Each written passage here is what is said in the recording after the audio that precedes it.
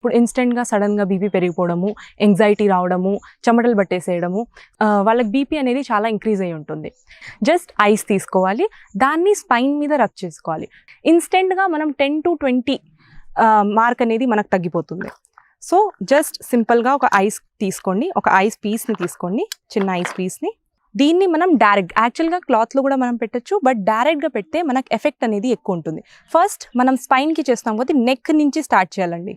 ఇక్కడే మనకు ఎక్కువగా నర్వ్స్ అనేవి ఉంటాయి. సో ఈ నర్వ్స్ని మనము వాసో కన్స్ట్రిక్ట్ చేయాలి.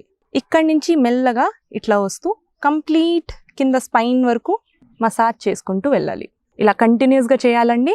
ఎమర్జెన్సీ కండిషన్లో మీకు ఇన్స్టెంట్గా మీ దగ్గర ఏం ఆప్షన్ లేదు, హాస్పిటల్ వెళ్ళే టైం లేదు, చాలా ప్రాబ్లం అవుతా ఉంది అంటే ఈవెన్ మనం 200 వరకు వెళ్ళిన బీపీ పేషెంట్స్ కూడా మనము ఈజీగా కంట్రోల్ చేయొచ్చు.